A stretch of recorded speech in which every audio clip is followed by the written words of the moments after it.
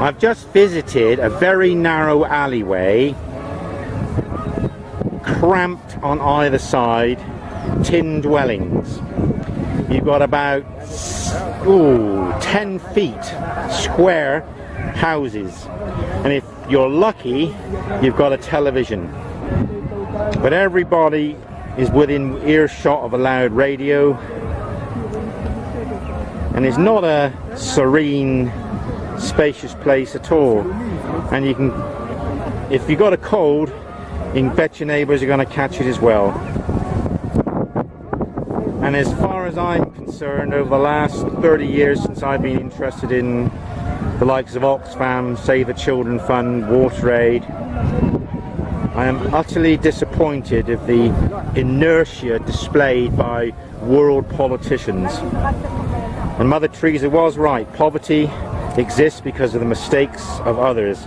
And I would say it's the greed of authorities and it's the greed of profiteering companies. And as I read in a GCSE book when I was teaching this year, poverty will remain as long as those who have money are not prepared to share some of it with the poor to make poverty history. Make poverty history will remain a pipe dream back to the year 2000.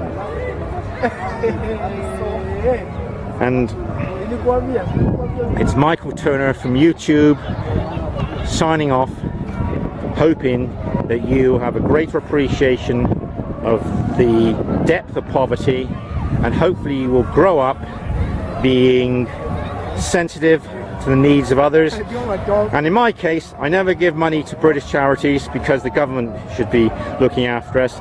But where you've got governments not looking after its people, this is where you can try and make a little difference.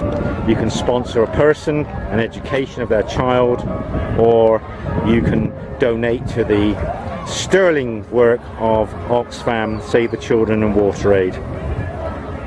So I'm signing off for now.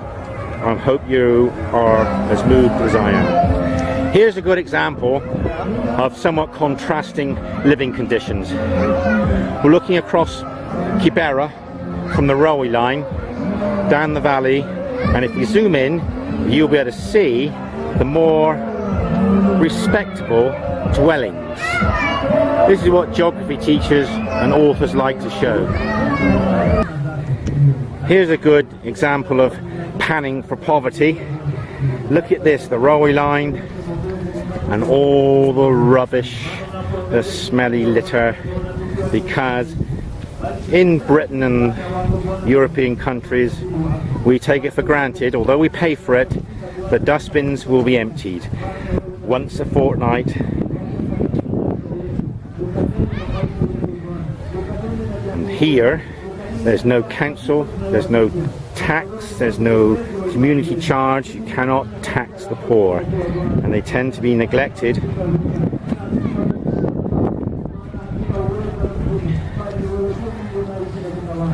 And the mosquitoes and the wet mud and the litter, not a healthy place to live. They might call this the friendliest slums in the world because many people are. Here's some pretty foul conditions. You've got the sewer, the open sewer. Do the same thing again. And you've got the trackside rubbish, the muddy pathway, and the shacks, which are houses come shops. And we've got some elaborate looking tin corrugated panel complex in the middle of the picture, and it smells. This is poverty. Don't let anybody tell you that there's poverty in Britain. There's people who are poor, but no one is in poverty. Poverty is relative, but I wouldn't even use the word poverty for a rich country like Britain. If you think you're poor in Britain or you've got poverty problems, this video clip homes in, pardon the pun, but it homes in on how cramped people's living conditions are.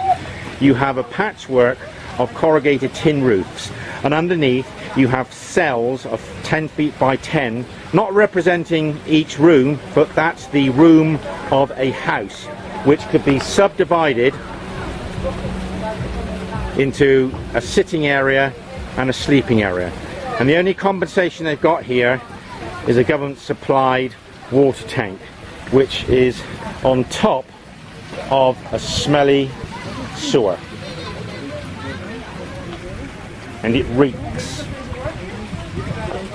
There were open sewers and open sewers, but they don't get any worse than this one. And when you come to Kibera, the intimacy of the poverty is felt when you're literally walking down a 3 feet wide corridor which goes between about 20 abodes. That is how you experience poverty, not in the open street, but in the dingy corridors between the dwellings. I've just been told that the toilets that you're going to see, the public toilets, were built as a donation by the film company that produced The Constant Gardener.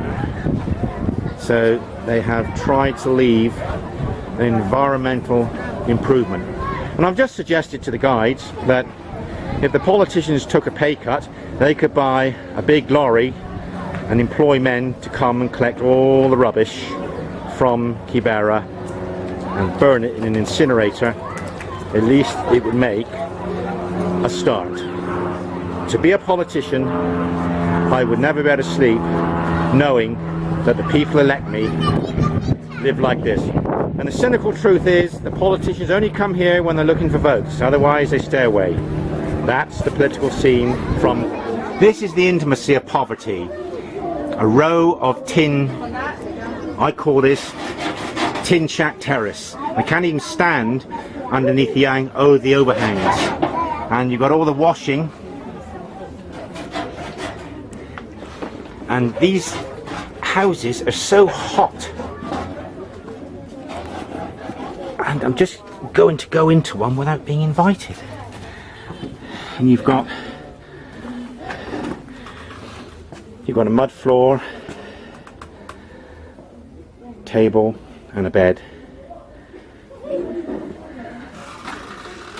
and another bed behind that sheet, and utensils, and a mirror, and a calendar, and it smells of smoke, and I can't wait to get out because it's just so hot inside.